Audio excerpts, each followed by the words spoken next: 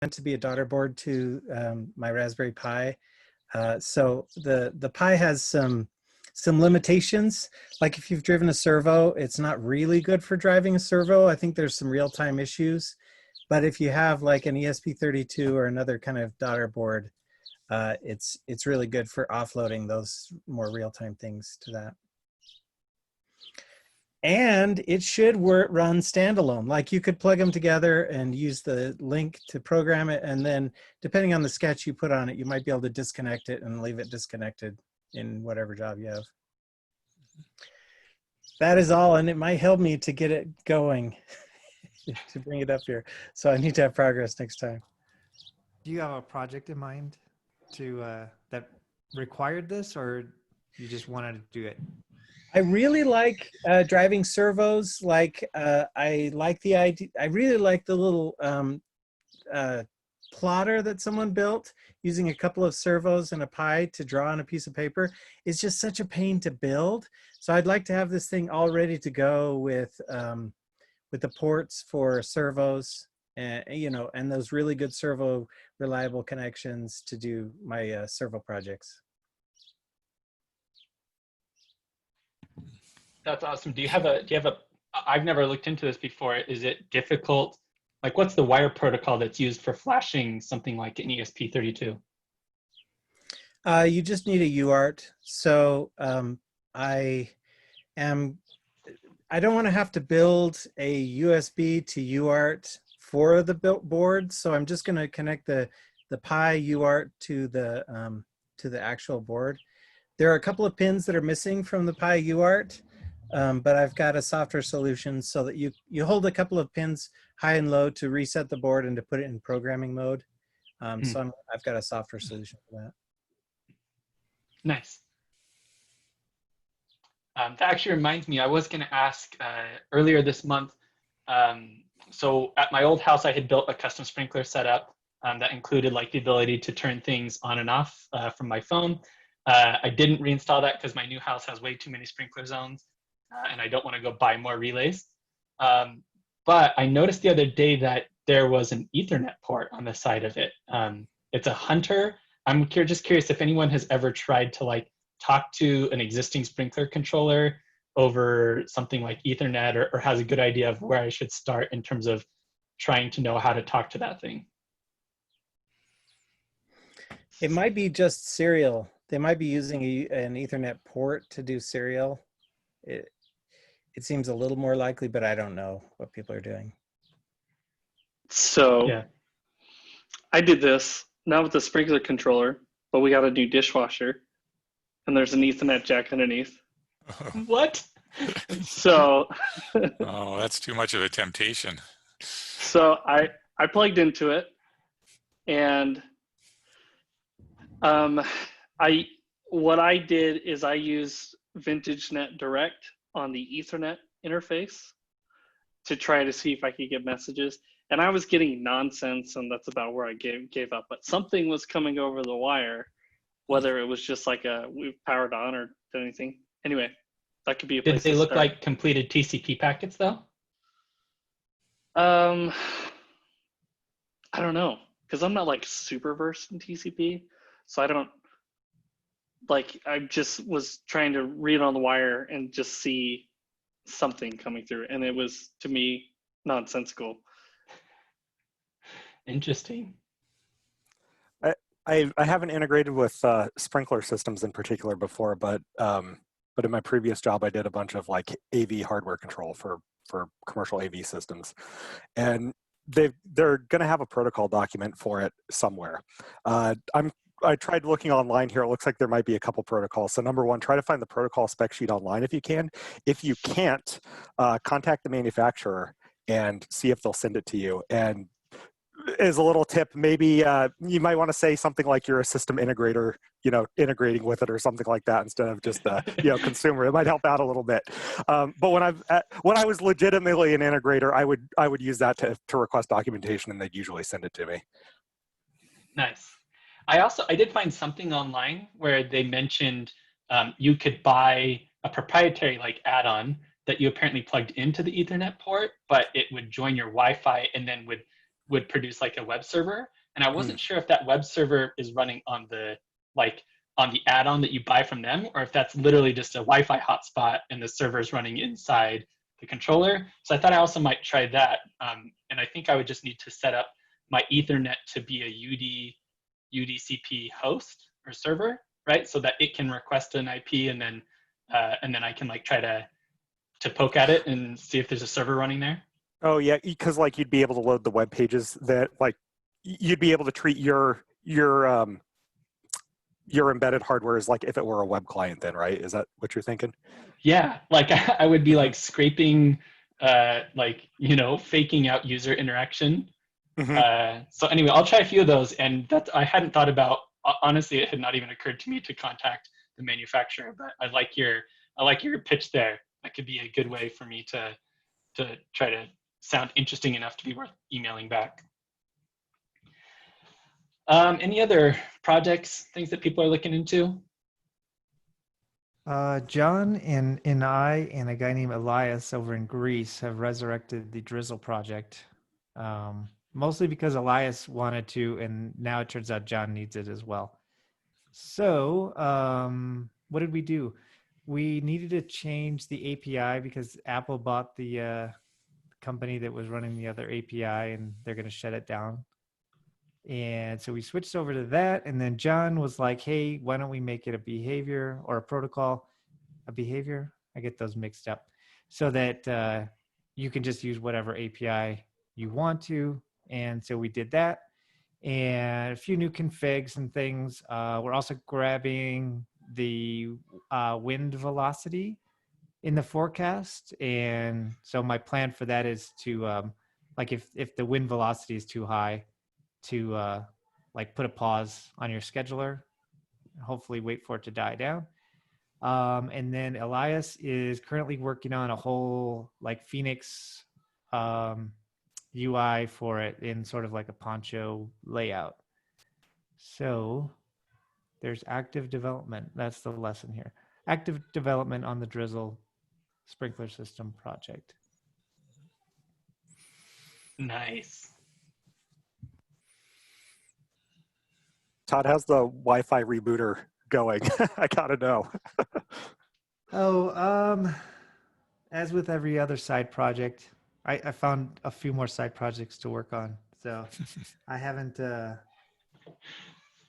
I'm embarrassed to say I haven't made any progress on that. Honestly, like I really just need to model the case for it. I have the 3D printer. I have all the hardware. Everything's working. I just need a case for it. So, but then I have so many other projects that I wanted to work on. So I forgot about it. So it's still sitting here exactly where it was last month on my desk. So, Alex, have you done anything with your flight simulator project? That is expensive, so it's going on hold for a little bit due to budgetary reasons. But what I will say, I'll just show off the Zebo again from that kind of some of us from the Seattle Elixir meetup are working on. It's basically a Kibo that you can get from either Adafruit or one of our members has kind of like stockpiled these if you want them at the old price. And we're kind of redoing the firmware on it to be nerves based. So it's like Raspberry Pi 0 powered. And it comes with, I forget which, probably Raspbian or something out of the box. So obviously we're putting nerves on it and doing, trying to make it so you can kind of like customize, lighting here. You can like customize your own animations and stuff that go on it. So you can switch between different ones and stuff like that and kind of program the keys as macro keys. It shows up as just a USB keyboard on your computer. So it's still in the early phases, still a lot of like library work going on with it, but that's, we've got it up on GitHub and hopefully at some point folks will be able to integrate against a stable version of the library, but right now it's unstable for anybody who likes to play around with that stuff. Nice. Any other projects people are looking for or starting or have abandoned because they started at the beginning of the month and now it's towards the end of the month? Hi, I have something, if I may. Awesome. Yeah. Well, I'm the guy that was working with the OPCUA library, and well, I have been working with another server, online server, in order to test my development, and well, I works pretty well. However, I reached a new problem that I wasn't expected. That is that the protocol uses like arrays or matrix of data, but with an unbounded limits of data. The data could be like one data or maybe thousands. So I don't know how to handle it properly in C, because I have this buffer, this Elixir buffer that is like a constant size. But since the data that I need to reach is like thousands or any number, I don't know how to maybe handle it. What I'm thinking I'm gonna do is that maybe fix the unspecific data. If you have, I don't know, like thousands data, uh, use says or make the user to choose which number of that data wants to read. I don't know if maybe he wants to read the 800 data about that matrix, he can do it. Well, that's the approach that I'm going to make. I don't know if anyone had any idea about it, but that's the one. Another feature that I'm working on is the subscription behavior feature of this protocol. In this protocol, you can subscribe to data, and the server will send you a notification if that data has been changed. So that's the big feature that I'm working on recently. And that's it. Yeah, I have, this was a while ago. I was reading some Elixir library. I'm failing to remember what it was. I think it was for image manipulation or something like that. But I did see one where they had a similar problem. There's kind of an unknown size of data at runtime. And so what they did is they made it a compile time option that you could basically tell the NIF how much space to allocate ahead of time. And you could only then accept messages up to that size. And so they would, the C would run some low-level protocol or interop with some other library, but it would say, hey, you have 8 megabytes reserved. I'll parse a data structure up to that many. And then if it's bigger than that, I will instead just send an error message to the Elixir side of the equation. So I have seen that once before, where there's kind of a compile time option. And that seemed to work okay for the use case that person was dealing with, but I haven't seen it otherwise. That is a hard one. Yeah. Thank you. Another question that I have, or another issue that I'm going to work with, is working with canbus. I don't know if anyone has a little of experience about it. I worked it in the past, but I approached with the custom nerve system and something with CanSocket library. But I don't know if maybe it's worth to make like a vintage net can or something like that. Uh, I don't know if it's the idea of that library to be able to communicate with different kinds of networks, and can I don't know if is I don't know, the low level interface that maybe no one likes to to talk with, or I don't know. Well, that's a decision that I need to make soon. Yeah, I think there was a talk out a few years ago on someone who'd been working with CAN bus, and I'm pretty sure they did it over the socket with a custom nerve system. Yeah. I know that, Todd, why can I not think of this person's name? The Game Boy hacker, he has a Toyota Connor. MR2 project going. Connor. Connor. Rigby. Yes. All right. So Connor Rigby, he's done a bunch of CAN bus stuff. And there was someone else in the group a little while ago that was looking into doing CAN bus as well I from think it was, Nerves. yeah, Frank Kumro in Buffalo. Yeah. Okay. Eric, that talk it was like from maybe 3 years ago, right? I think so. Yeah. Was like the off-roading. He did like a bunch of stuff on his Jeep. Is that the one you're thinking of? Yeah, and I know he put a custom nerve system out there, just adding a few packages. It's not maintained, but that was definitely the approach he went down. Okay. See if I can dig up a link real quick.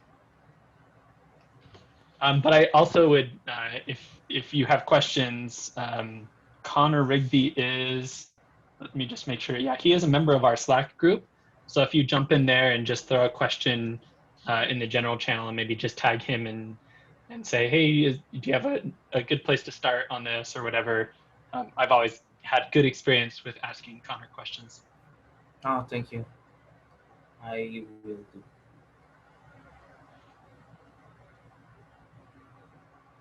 All right. Well, should we jump over? John, do you want to show off a little bit about using the kind of the A/B partition stuff in Nerves? Yeah, I can do that. I can do that. You guys are getting a preview too. If I share this, does it show like the whole keynote thing? Or if I hit, what happens if I hit play? Last time I did that. It's like There full you screen. go. It looks good. That's good. Okay, last time I did this, I went through the whole presentation and nobody could see what I was looking at. So, I remember that. all right. So you see my cool screen. Here it is. There's a few talks and online, what do you call them? Trainings? I don't know, that I'm going to give. And this is one of the topics that I think is really interesting. So just as an overview, in a Nerve setup on our fancy dandy SD cards, there's a scheme of how the hard drive is set up. And you typically have this really small bit partition that's the U-boot environment, and it holds variables that kind of store in a long-term storage. Actually, I think technically this wouldn't even be on the SD card. No, it is. Okay, anyway. But they store like reference variables, stuff that persists during boot, and in fact can be used in typical boot ups. And then you have the boot partition, which is going to decide, like, basically holds the Linux kernel, everything that's running off top of, and then the root file system that's holding a lot of the tooling to support the Linux kernels, to run the operating system, run all the Nerve stuff. And of course, our fun application partition, which is the only writable portion of all of this setup. And in fact, we typically just expand it out to the remaining amount of the disk so that you can use it. And you don't have to try to mess with any of the root stuff. And so in Nerves, we also have this setup of A/B partitioning, where we have this typical setup, and the boot and the root file system are actually split in half. And you have an A portion and a B portion. And what at start time, when running Linux, it just kind of decides which of these partitions should be mounted that it needs to point to in order to run the system. But the application data, the U-boot environment is unaffected. And so you can update firmwares, and updating a firmware will just put it into the next partition slot, and you'll keep all your application data. And this is all cool. But what if you put bad firmware in there? Well, luckily because you have this A/B partition scheme, right? You can do this fun little Nerves runtime revert and just tell it to point back to what you know is a good state, and the whole process will revert and crisis avoided. Cool. But what if you're not there watching it to actually manually call the revert scheme? That could be bad.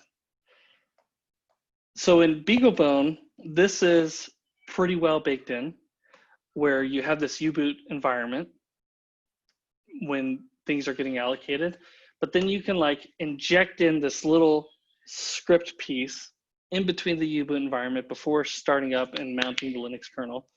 And during boot, it can run a script like this. This is actually taken from the BeagleBone repo. And so on startup, it'll use the script to decide if things are good. It'll read U-boot environment variables and can make that logical decision of which partition should I boot to and if maybe I should revert. So that's in place. That works good. Say you put bad firmware on, the way that things are set up here, if you crash during this boot up process, then it can handle reverting things back. But Raspberry Pi is not as fun of a story. In fact, it's real sad.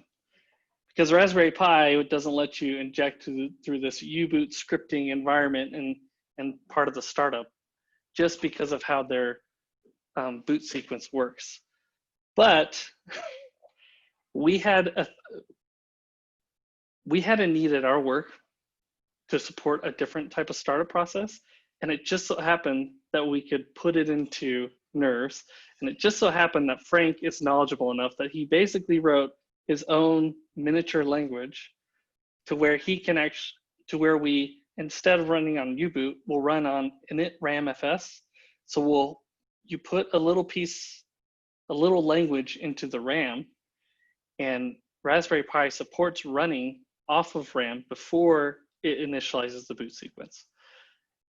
And you'd have this kind of a script like this. This is all like Frank's cool language, whatever.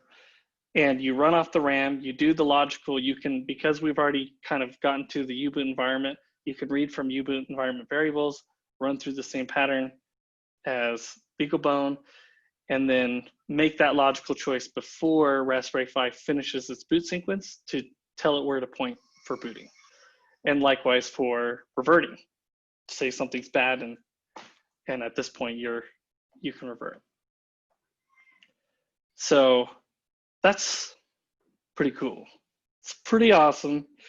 But that is the thing in which I'm working on. Oh, that's cool during the boot up process, but let's say you boot through the kernel and your application just vomits. And what do you do at that point?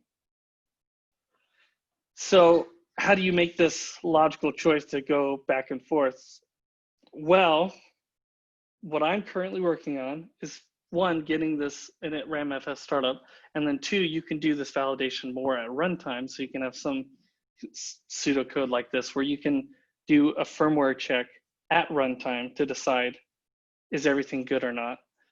I mean, I guess if your application crashes, the next reboot, you'll revert as well. But being able to postpone it a little bit as well to get to runtime, you can do some pretty cool things. Like you can put some checks that are more reliant on internet connectivity. Let's say you want to be sure that you can stream cap videos. That's important. And if you can't, your firmware's bad and revert. You can put that check in. For us, connection to Nerves Hub is vital, because even if something is wrong with our code, maybe things aren't crashing and burning as startup wise, but things aren't working correctly, connection to Nerves Hub ensures we can always do another firmware update. Why did that go away? Go back. I think we're gonna miss my last bullet point. Oh, there we go. It says connection to external sources like sensors or MQTT servers. That becomes pretty crucial for people because MQTT is a big Internet of Things communication gateway. And so you could do more checks on runtime like that, and you can kind of delay things before reverting and whatnot.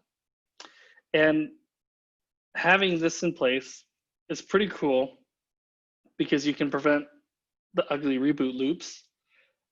Say you do something dumb in your Earl init file or something, which basically any error there crashes the whole thing. During this sequence, I guess I should have mentioned that. During the sequence, there's a few variables checked, and one of them is that you have booted once before. And so if that fails the next time you reboot and it still hasn't been set, then it knows it wasn't successful, and it'll do that revert as well. You always have a known good fallback because of A/B partitioning. So if things are bad, you know where you can go back to. And what is going on? That was the last thing. This is the last thing. Better protect against the unknown at startup, because we're not perfect. And sometimes things just break us. But anyway, that's it. Just a little tidbit. There is a PR I have that showcases how I'm doing this in the Raspberry Pi 3 system. The other Raspberry Pi systems are coming up. And if you're interested in how to run from init ramfs running on the RAM, just a little tidbit of memory, Nerves init ramfs is the library, the little build root package mini language that Frank wrote so that we can actually enable and get through all this. So that's it, super simple. Any questions?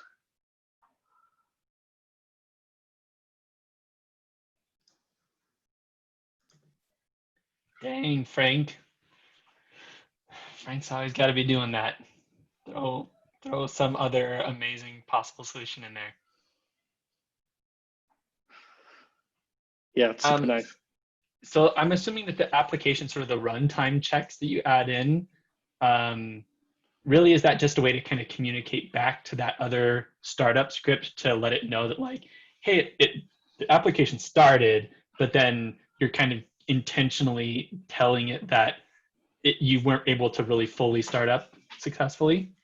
So the startup script is pretty dumb in a sense. It just looks for two things: that one, you have booted once before, and two, you have marked a variable in the U-boot environment that says the firmware was good. And so it just, that's the logic. Have you booted before? No. Well, then mark it because you just booted now. And if you have booted before, is the firmware good? And if not, revert everything. So that covers the basis of, like, kind of, I don't know, kernel panics or things that happen more at the system level before you even get to the Elixir or Erlang runtime to run things. And so the check in your application is more asking the question, like, what do you consider a valid firmware? With all these changes, Nerves will basically say that if you've booted to that point, then we consider it valid. But you may want to consider other things, like, actually, here, I'll show you. I'm going to show proprietary code, Matt. That's kosher, right? So what you're saying is you don't want me to post this recording to YouTube? No, I don't think it's really not that important. Smart Ran Hub. Just let me get it open.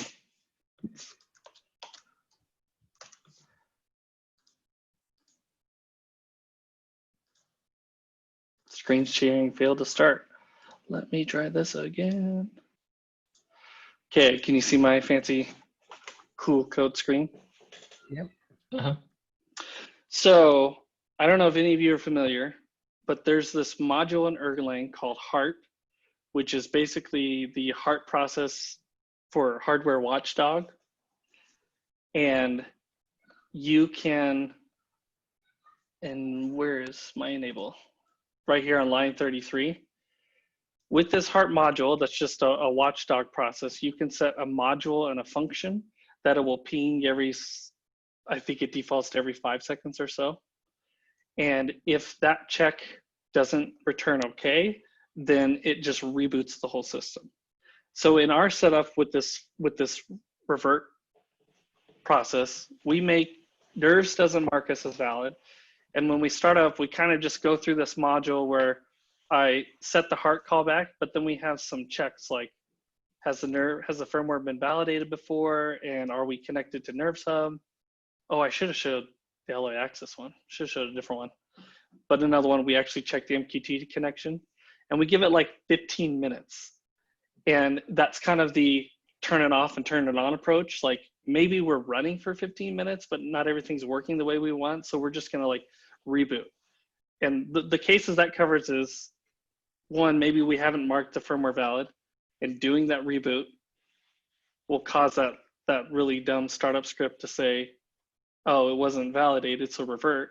And two, if we are valid, but we've lost connection to all these services for 15 minutes, like something's wrong, we're probably going to solve it by just turning it off and turning it on again. And so I would say that this is probably a common example that you might implement in your stuff, where you kind of just have health checks throughout the lifetime of your running firmware in order to decide if rebooting or reverting or things of that nature should happen. I guess I didn't need to show this. There's nothing real special about this module. No, I mean, I think the heart module is cool, and probably not very often used in a lot of people's Elixir experience. And I guess in that case, like, let's say your server was actually just down for whatever reason, you're still not like, you would reboot once every 15 minutes, which is, at least it's not like a tight reboot loop. It gives time for someone to connect and try to troubleshoot or intervene or whatever. That's a cool, like, it's a sort of halfway between let it crash right away. It's sort of like an eventual let it crash mentality or something like that. Yeah, I mean, and it's an eventual, or it's just like maybe rebooting will fix things. I don't know. It's kind of the idea of a supervisor just with hardware, right? There's an uptime scheme where we're supervising the state of our hardware and firmware, and if something isn't working correctly, then we're just going to shut off that process and restart everything. And the time frame between y'all and me, I think, is a little aggressive, but other people get paid the big bucks. So you could get more intelligent. You could get more intelligent about your connections, your uptime. But this was just like don't even worry about it. If we haven't connected to something for 15 minutes, then just kill it. And that's plenty of time to get connected to Nerf sub to get a firmware update. That's like the goal, usually the end goal. And that's a whole other portion that I will probably talk about eventually, but separating your concerns from your firmware so that they can start outside of your application process. So making sure your SSH and your firmware update server and all those connections happen outside your application, so that even if your application is bad or something isn't quite working there, like, you can always, something can get to the device. You can send it an update. You can SSH and stop things. You can, whatnot. Because when they're running inside your application, any errors in your app will just prevent communication.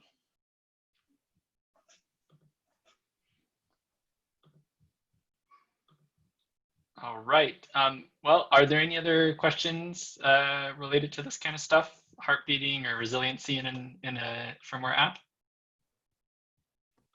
Do we have any way to do like low power modes, or to realize that you crashed when you tried to do a low power mode?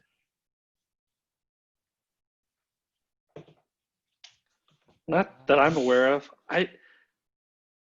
For Raspberry Pi, at least, I don't know that they care about low power mode.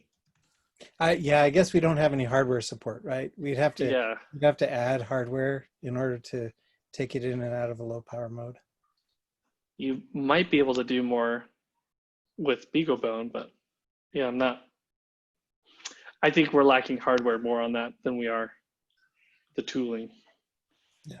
I know of one project that someone did where they just wrapped a little library around setting, there's some things you can do at runtime on the Raspberry Pi just to tell the CPU to run in low power mode, or like where it'll automatically clock itself down as your CPU remains unused. And then you could like flip it back to a more active mode. I don't remember what that project was called. anyone else remember this? It was like a Dockyard. I remember Dockyard had a blog post about it. I thought it was something for just like monitoring the state of power, like That was benchmarking. Chris Fries's project, Power Control, I think it's called. Yes, there it is. Yep, Yeah. Power Control. I don't know how much work he's put into it, but I understood it to be like a way of deactivating certain things to reduce the amount of power. There might have been a clocking thing, but I just, what's salient to me is like turning off USB, for instance. Yeah, he also, I remember there was something about turning off HDMI, like if you know your project's never going to need it. So it was a few of those kind of top level things. So I bet you would, if I remember right, there's this blog post has a few examples where like you can see that it has some savings, but you're still kind of in this, in the range of a single digit watt. Definitely not down to like, putting an ESP32 to sleep for a little while where you're like in the micro watts of power draw. So I don't think there's any good way to do that on a Raspberry Pi yet. Yeah, I had a question, and forgive me if I missed it. It's been a long day for me. So there's only one copy of the application. So when you're falling back, I know you have those A and B partitions, but what application are you falling back to in that, or am I just not understanding? So I think that this is where naming is confusing, and it makes sense after doing this a bunch, but not initially. So the application partition is not where your application lives. That's where you can read write disk for your application.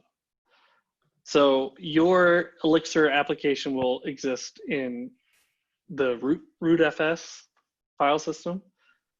But like if you ever have to save the disk or you have to write something, that's all read only. So you have the application partition in which you can store stuff. So that's how VintageNet also persists Wi-Fi like network configurations, because it writes to that application partition. And so updating the firmware doesn't blow it away. It just stays and it reads from it on the next boot. Okay, good. Thank you. Yeah, I had a friend who also did a project where he would write sensor logs, like he'd basically open a file and write up to a few thousand sensor log entries. And then whenever he had an active connection to the server, he would sort of like flush that queue. And that was another way to like make use of that read-write partition locally. And if you rebooted, you could see if you had already written some stuff previously. And so he had some things along those lines as well. Awesome. Well, I'll share really quickly. Again, I don't know, people who have a lot more electronics experience than me might not find this super useful, but I've been, with my nerve journey, like I'm coming into this mostly green on the electronics side of a project. And so one of the things as I've been working on my golf cart project, I've been working on basically having this UI. I actually have kind of an updated, let me see if I have a screenshot of it in here somewhere. I do not. Anyway, I'm working on basically having a pin code entry. Thank you, Amos King, for having like for building a keypad component for Scenic. But I basically need to take the 36-volt battery that powers the golf cart, and I need to step that down to a 5-volt power supply for the Raspberry Pi and the touchscreen. But I also want to actually monitor the original battery voltage and display that on the touchscreen. So I sort of like need to keep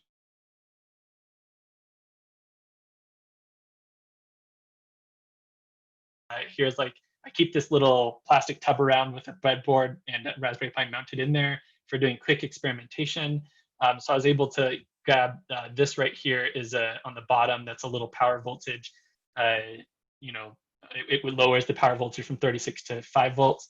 So I kind of have the 36-volt rail on the left-hand side here, and then the right-hand side of the breadboard is acting as a 5-volt set of power rails. And then on this little mini breadboard, I set up a voltage divider with just 2 basic resistors. Because when I measure the voltage, I'm only actually allowed to measure it up to 0.2 volts higher than the power that I'm providing to my analog to digital converter. So I can't actually measure the 36 volts. I have to also divide that and then measure the divided voltage. So it's like there's all these different reference voltages going on, and I was able to test that this works, but it just was like, it was complicated enough that I never kept all of it in my head. And there was at least one time where I forgot which pin was which, and I went to plug something in and fried one of my Raspberry Pis. So I thought, okay, this is a good time to kind of recognize my own limitations and try to get some help. So I asked on the Slack channel for some for recommendations that people have in terms of wiring diagrams.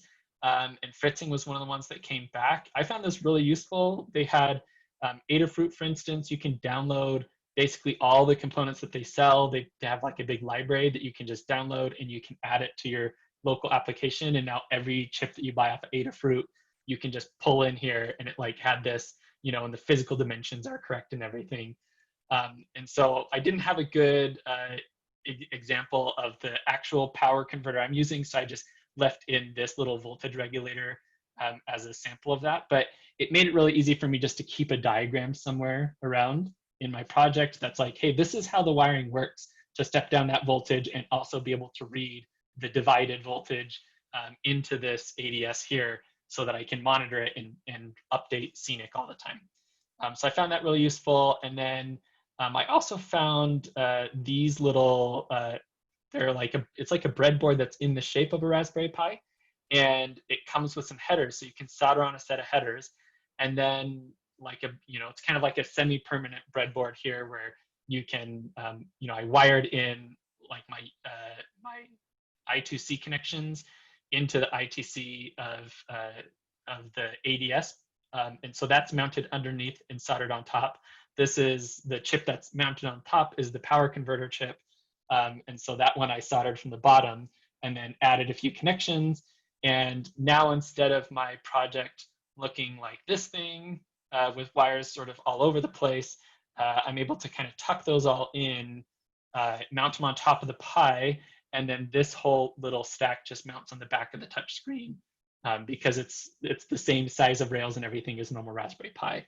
And so it's just sort of like a build your own custom hat part, and it was pretty cheap and has been really useful just to help clean up the electronics of my project a bit. So not sure how many other people in the group have already done that a million times, and that's old news, but for me it was a big lifesaver in terms of being able to get my project up and running, and I was able to get it mounted in here. I'm using a cardboard box, which happens to be roughly the right size I need to lift up the touchscreen a little bit off the floor of this little thing. And I'm actually going to try to get a little bit of 3D printing under my belt, and I'm going to design up, since it's a pretty simple shape, I'm going to design up a little part and then try to bum a 3D print off of someone I know to get actually like a piece that would fit the Raspberry Pi screen on there snugly and keep it in place. So anyway, the project's coming along, and it's been a lot of fun. So hopefully knowing about some of those tools is useful to other people. So I see that there's cup holders in there. Are you gonna use some of that 32 volts to make some cooled cup holders? Put a little interesting tidbit. These are just basically smaller than an 8-ounce can. So like they really don't, there's not very many things that actually fit in these cup holders. My best guess is this is from the 1950s, this golf cart is. So I'm guessing they were using like the old glass Coke bottle style drinks at the time. And you can see that there's still like the little bits of insulation foam in there. But that's a good idea. I hadn't thought about refrigerated drinks. My two projects right now actually are, so I switched to a new speed control, and that speed control basically has like an enable pin on it. So if it doesn't have a voltage set, then it will ignore the throttle until you've set a voltage on that pin. And so I'm gonna add like the keypad unlock and the ability to lock it, and that way I'll be able to to basically, you know, have something more secure than like an on-off switch on the side of the golf cart. And then also I'm going to make it so that if I'm going to eventually control the throttle, I'm going to try to control the throttle from the Raspberry Pi. Doing real-time system, like control of an actual physical piece of hardware that could be crashing into something from a NERVS project scares me a little bit.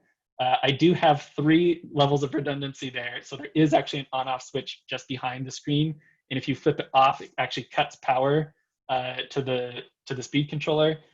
Also, there's a reversing switch where if you're in the middle of forward and backwards, that also has disconnected the battery from the speed controller and the motor.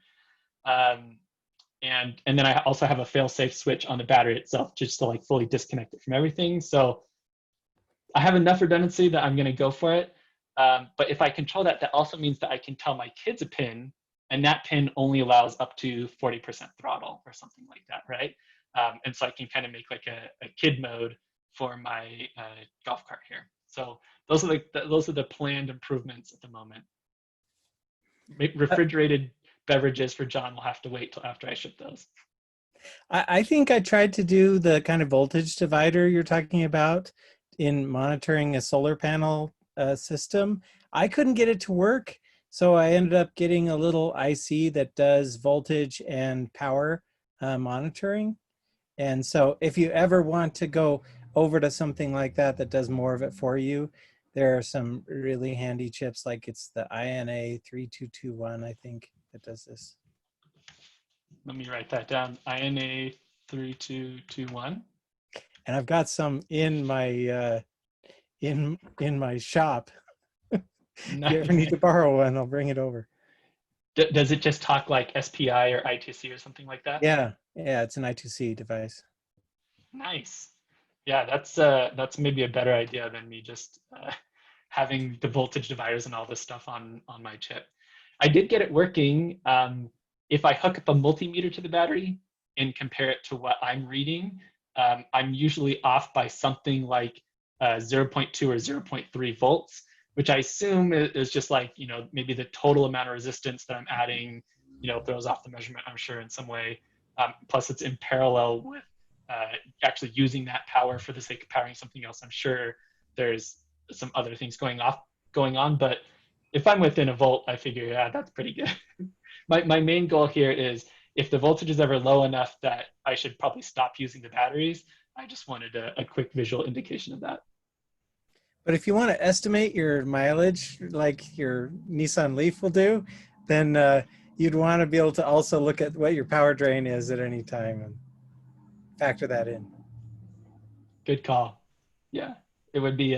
No, I like the idea of actually being able to monitor the power uses also because, you know, if I'm utilizing too much power all at once, it would damage the batteries as well. So if the motor, you know, if somehow there's extra friction in there and it's pulling a lot more juice than I'm expecting, I should probably know about that as well. I will. I'll hit you up about that because that would be a lot simpler than some of the things I'm doing at the moment. Yeah, it's fun. Luckily, Brad lives close by, so I'll just go steal those out of his garage after this. I'm forgetting the electronics term for it off the top of my head, but it's in the Art of Electronics book for anyone interested. They talk about the problems that you can encounter where your multimeter will be off in its reading a little bit when you're measuring like high resistances and stuff like that, because the resistance inside your multimeter is going to be like 1 mega ohm or something like that. And the resistance of the multimeter measuring a high resistance load is going to change like the value of your reading of the thing you're measuring while you're measuring it versus when you're not. So it's one of those weird things of like the act of you observing the system changes the system. So I forget the concept off the top of my head, but it's a thing for anybody who runs into that. It's quantum paradox. Just mix a cat somewhere into that story and it'll get better. Yeah, actually, right. that's a good top tip right there. The Art of Electronics. I haven't ever seen this book before. Is it worth like a buy? Oh, it is. It's not a cheap book, but it's definitely worth a buy for anyone wanting to dig into the circuitry side of things. Nice.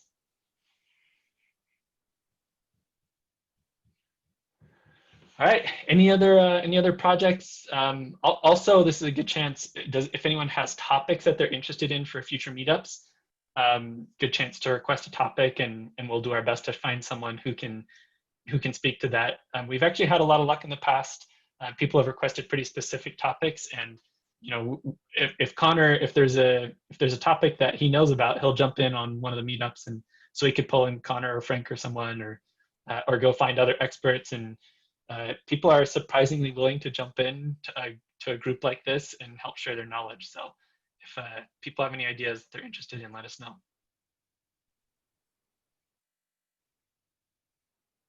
Yeah, I've got a question. So I'm working on an autopilot project. So I'm trying to write basically like a ground-based or also aerial vehicle autopilot. I'm getting to the stage where I'd like to be displaying data. I haven't done anything graphical with Elixir. So I'm just curious, like, what would be an easy, simple like framework to get started with, basically just to display numbers on a screen. Are you connected to it while it's operating? So I'll be on a local network. Okay. Yeah. Depending on your background, so I started off my golf cart project by hosting just a little Phoenix app on there, and then I would connect to that over a Wi-Fi, and you could use something like Phoenix Live Viewer channels to kind of update that UI all the time. And HTML and CSS is relatively, as long as you keep it simple, it's you can get something running pretty easily. But there's latency involved with just all the whole tech stack there. And I switched mine to using Scenic. So if you've seen Scenic before, it's a pretty basic 2D rendering framework. It's written by a guy named Boyd Moulter, who previously worked on the, what's the Microsoft gaming platform, the console? Xbox, Michael. I win. Yes, that one. First, and I had to hit my mute button, John. Todd is too polite to be fast. So he worked on the Xbox, so he knows a lot about rendering, and so that works well with things just like screens that you can connect directly to the project, and that way, if the Wi-Fi is gone or network goes down or whatever, it's like you have something wired to the actual device. But obviously, screens and stuff increase your power usage, so depending on the application, it may be better to kind of stream the data over the network. I don't know. Has anyone else used other techniques to stream data off of an embedded project? Well, I think you're conflating the requirements, Michael. Not to sound like a project manager here, but Greg asked for a way to display numbers. And I believe there's simple ways like a 7-segment LED that you could use if you wanted to display numbers. I need to display a lot of numbers at once. Okay, requirements changed. Michael's the Yes, winner. yeah. How big of a screen do you need to display numbers? Well, I mean, like, I'd like to be at my computer with the full screen, being able to display whatever data I wanted coming off the vehicle. That would be, communicating through messaging. So, I mean, just imagine any sort of, either like a screen in your car or a screen. I don't know if you guys use like ArduPilot or, any sort of something like that. So mission data. But really, I mean, I'm starting simple. We're talking, I just want to get the state of the vehicle, the attitude, position, all that, just to, so it doesn't have to be pretty, but I'd like it not to be text-based. Just it's tough to just read through the text logs and get a good idea of what's going on. So one thing I have used in the past is there's a library that's just built into the standard library of Erlang called Gen UDP. And you can use that just to be broadcasting UDP packets.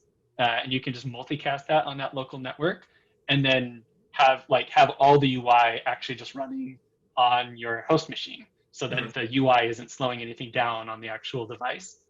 But it can just kind of be, broadcasting out like, oh, this is my current attitude, this is whatever is going on, and let someone else catch it and render it, or maybe you want to log it and graph it over time, and you can then make all those decisions kind of outside of the code of the project.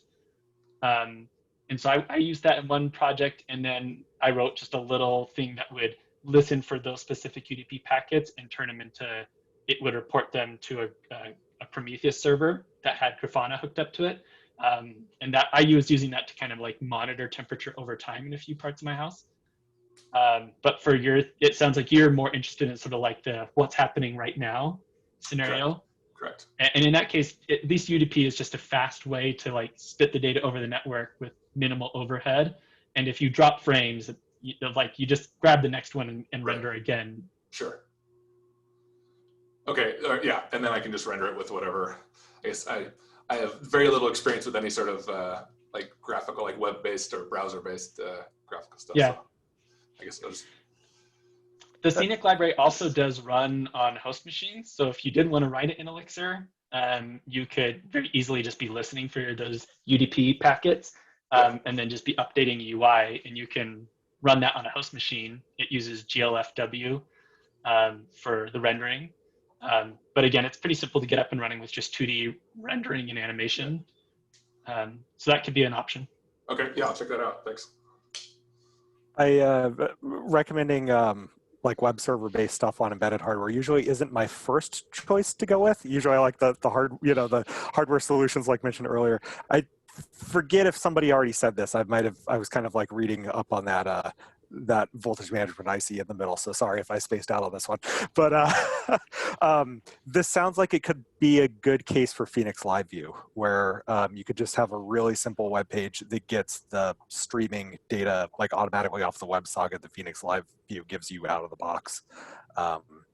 And because it's just kind of like HTML and stuff, it might be relatively easy to whip up compared to having to put together some other hardware solutions around it, especially since it's just telemetry data. That sounds like it might be kind of well suited for that use case. So something to think about. Cool, thanks. Yeah, I haven't looked at Phoenix at all yet, so I just wasn't sure if it was. I'm trying to minimize the amount of work that I'm putting into the graphical stuff, So. Yeah, totally. If you want to have graphs, which I know you didn't ask for, but scope creep might be a thing in your project. But I love using this JavaScript app called Smoothie Charts, or it's a library. And in my embedded projects, I point to a CDN to get the library, and then just use an API to get the measurements that I want, and then I just graph those on the screen. It's really nice. All the heavy lifting is done in the browser. So nice. Dang, I was hoping everyone was just going to say one unanimous answer. I think I didn't this want is to the make wrong. a decision. Yeah, I think this is the wrong group. Like, I would say almost all of us don't like to work in graphical design framework. Maybe Todd. Yeah, Todd could draw it to make it look good, but I like if I'm Live given, View. I've been using Live View for my interfaces, but I've literally never used Scenic at all. Whereas I know like Michael loves Scenic and most other NERSC people love Scenic. So, well, again, I started with Live View just because I do have a little bit of a background in Phoenix, and so that was really easy. I do think that Phoenix Live View is potentially a really easy use case here, because if you're going to write the Gen UDP code to send out the data from the device, which is pretty simple to do, then like if you've already bothered to learn Gen UDP, then you could put that in an Elixir application on the host to listen for it. Like those two things are going to go together pretty easily. And from there, if you're just going to do Phoenix Live View at like a basic level, there's a lot of getting started guides and a bunch of examples, because when it was first getting released, the community, like they ran a little competition within the community, like, give us an example of something you could do with Live View. And someone literally did data streaming from Pilot, and they would render like a little view of as if you were looking out the front of a plane. And so you might find some examples that line up pretty well with your use case. Okay. And Live View is, it's about as quick of a setup as you get. Actually, and I'll post one other video here that might be really useful. Phoenix, Chris McCord just recently recorded a little like 15-minute, like this is how you could get something with Phoenix Live View up and running in 15 minutes. So it's kind of like the Rails 15-minute video, if you ever saw that one. And he posted it somewhere. Isn't it on the main site? should have done 14 minutes. All right, I just found it here. I'll post it here in the chat. But that, if you do want to go down that route, it's there's like generators, so you can generate a Phoenix project with live view enabled. He'll walk you through the basics of like just starting to get stuff reacting in your browser right away. And I do like, just like what Brad said, the JavaScript world is full of a ton of different libraries that are like good for visualizing these different things. And so, I mean, it keeps the door pretty wide open. If you're going to be running something on your host machine, doing something with Phoenix, you can just pipe it from there into a lot of different solutions. Cool. Awesome. Well, thank you, everyone. Yeah, I just found the link too. We've got Chris from the Seattle Elixir meetup kind of wrote a little keyboard that has Phoenix built into it. So it like hosts its own Phoenix app. So I've found the source code for that. So if you want to steal that for inspiration of how to get like the server baked right into your hardware, Gotcha. that might be an option as well.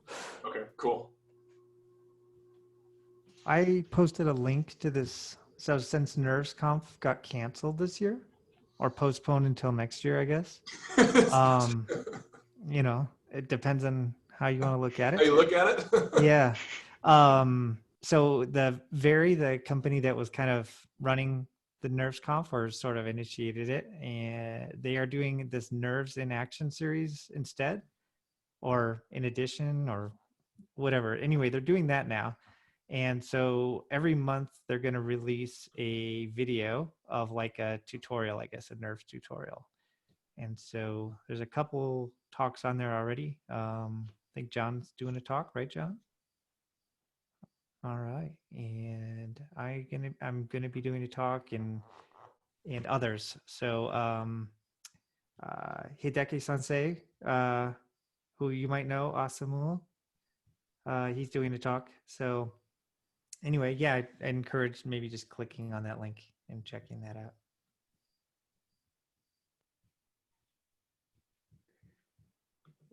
Also, thanks Osamu for posting those things in the chat. He has that example app up and running that he deployed somewhere. Pretty cool.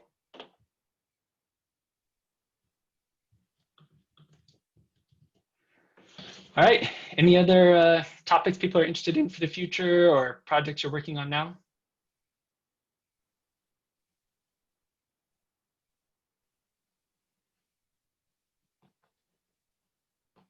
All right, I think we'll then call it for this month. It was good to see everybody and hear about projects that people are doing and projects that people have stopped doing. the whole gambit of this fun little hobbyist community. Thanks, John, for dropping by and actually having slides and stuff prepared. I won't post a recording of this meetup anytime real soon so that you have time to give those other places before the video goes live. But thanks everyone for coming. It's always, at least for myself, I'll just say it's always a joy for me to connect with a bunch of other people. There's not a ton of people right around me that have an interest in electronics and Elixir and those kinds of things. So it brings a lot of joy to my life just to have this chance to connect with a bunch of nerds all over the world and be able to hear about the different Nerves things that you all are doing wherever you are. So many thanks for making the time, for being part of the community. Just much love from my house, I guess. And we'll see all of you next month for the next remote meetup. All right. Have a good night, everybody. Yep. Yeah. Good evening. Thank you. Thank you.